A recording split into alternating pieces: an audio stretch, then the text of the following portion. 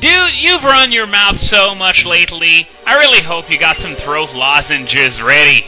That was it? Oh my god! At this point, well, it really does look like I just did it for the laughs, but I honestly didn't know that there was literally only like 5 or 6 words left. Anyway, we are heading into Route 9, which is original in that there's a shopping mall in the center of the route. That's right, they didn't put it in Castelia or anywhere else. Nope, smack in the middle of Route 9, near the end of the game at that. So, Excadrill going to go in the lead since, lots of dark types, as I recall. Motorcycle riders usually tend to use poison types, but in this game, for some reason, they use dark types. Anyway, TM56 Fling, its usefulness directly depends on which item you're using it with. Generally, it's not too useful, but there are a few sets that make use of it, most of them involving Gliscor. Well, at least it's used to be that way, because there are so many more effective Gliscor sets that don't use Fling that, well, even there, it's just practically obsolete. Now, it seems like it's something that I'm doing more and more lately, but I want to come back on a few things I've said in previous videos. First, remember that Victini event with the Glaciate, Blue Flare, and Bolt Strike that Sarah B reported in his event database as being lax nature only? Well, that turned out to be inaccurate. I don't know how he made that mistake. No, I'm gonna pass on Sandstorm, thank you very much. Weather is just not worth it unless it's permanent, obviously. Well, there are a few sets that make use of Rain Dance considering the embargo on Swift Swim in competitive play, but otherwise it's just not worth it. But, yeah, as I was saying, I don't know how Sarah B made that mistake, you know, putting the lax nature in the event database, but that is not the case. The nature is not fixed. You can have this event in any nature, which really helps its usefulness because, well, it's something that it needed. But as I said, it would have been, it would have made for some interesting choices. Do you go for the crap nature and the good moves, or do you go for with a better nature but weaker moves? Of course, I might be saying that a bit too late because some of you probably already noticed and already started using the thing as a matter of fact, but just in case you didn't keep up with the news, well, I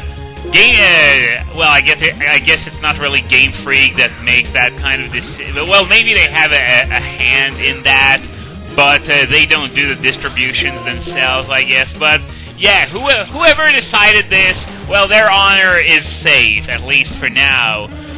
Something else that I want to come back to. I made a joke about Electric Soldier Porygon on how, you know, Pikachu was involved in that episode, so why isn't Pikachu banned for life from the anime? And as it turns out, and I honestly didn't know that because honestly, I have too much self-respect to watch the anime. Can I grab that, please? I just hate it. I just want to face down, but I take a step down, and, you know, I just end up going over the treasure and going back up. It's sort of annoying, you know. You really have to tap the button very lightly. Any more than that, then you actually take a step down. But as I was about to say, it was Pikachu that launched the attack that caused all those seizures. So basically what happened was that the Porygon line ended up paying for what Pikachu did. They were nothing but scapegoats. So, really, what the hell? I think I've said it enough at this point. I can't stand that overmarketed little rodent.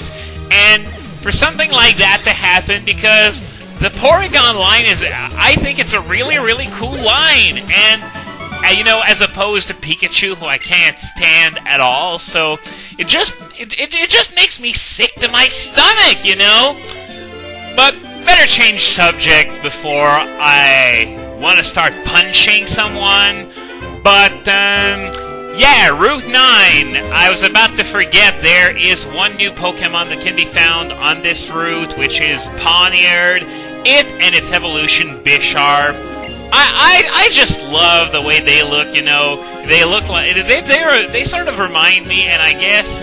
Okay, the hidden items were down there. I was sort of wondering if there was one on the road, but I'm gonna have to head down there once I get the chance. But yeah, it looks and it plays a lot too like the spiritual successor to Gallade, I guess. And speaking of which, here's a Pawniard. Just because, you know, I was talking about it, so it's sort of appropriate.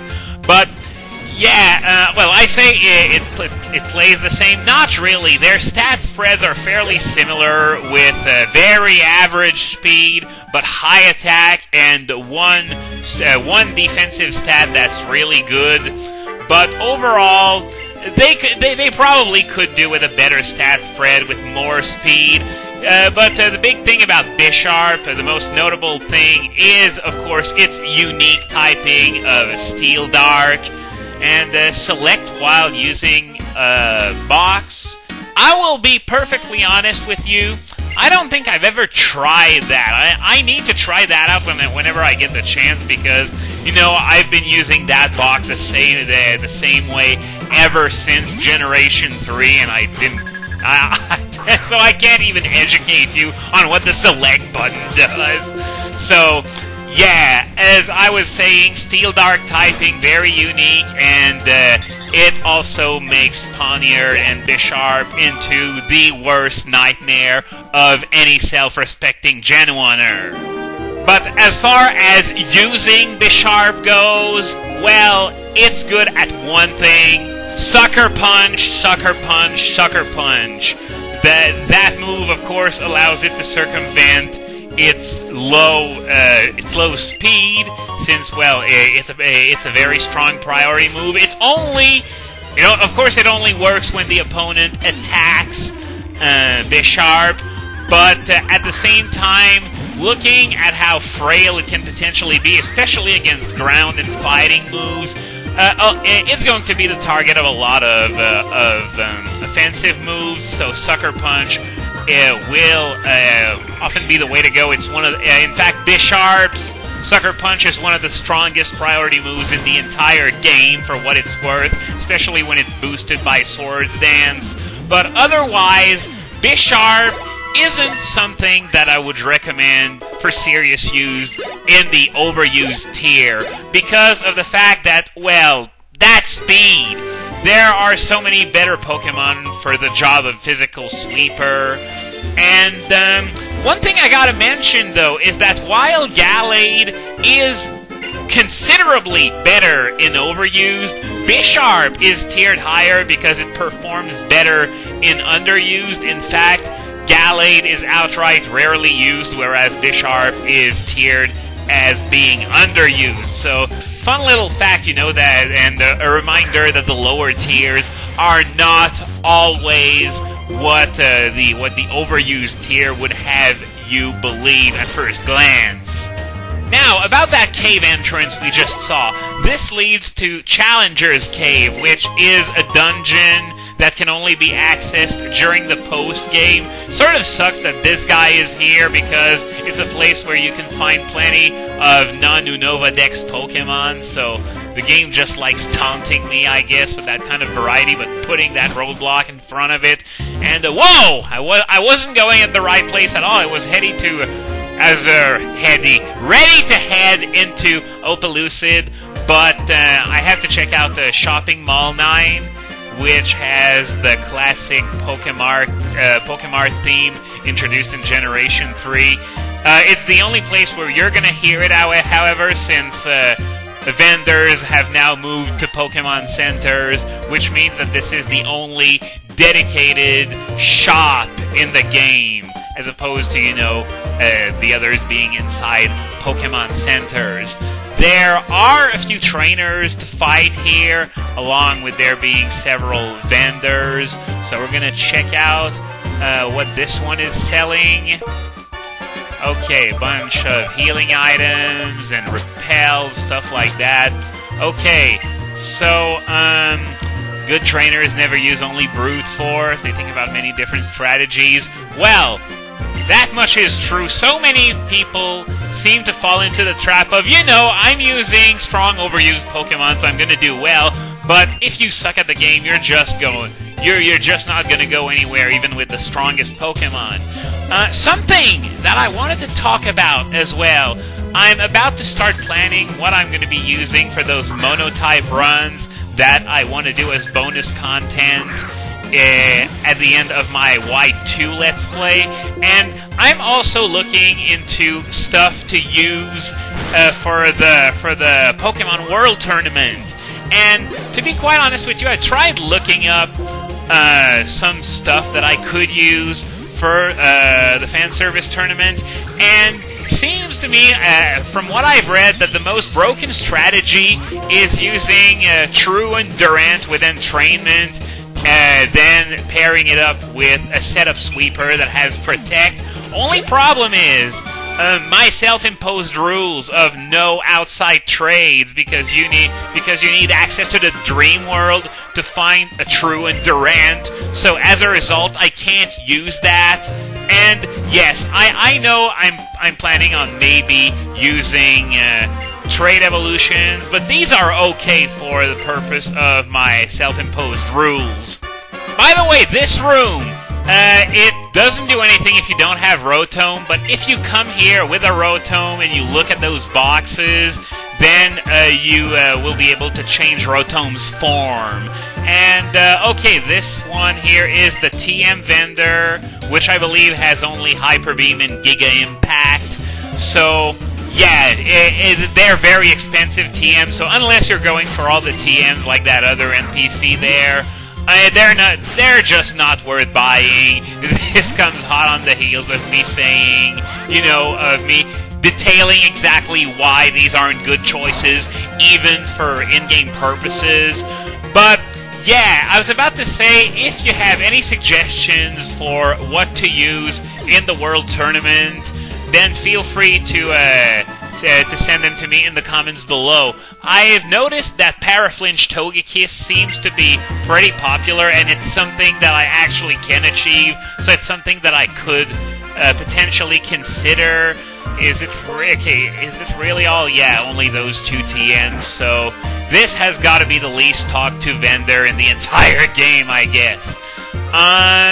So you might be wondering, why am I already starting to plan stuff for the end of my Y2 Let's Play? Okay, this one has only balls and mail. I guess it's useful if you want to come and buy some balls, but for the mail, I mean, has anyone ever used mail in a Pokemon game? Really? Well, I mean, what does it do? What does it do? I have absolutely no idea. I mean, I know what it does in the game, but why would anyone use them? So there are two other vendors here. What do we have? Okay, these are the EV training items. And here we have probably the temporary stat boost item. Yep, called it.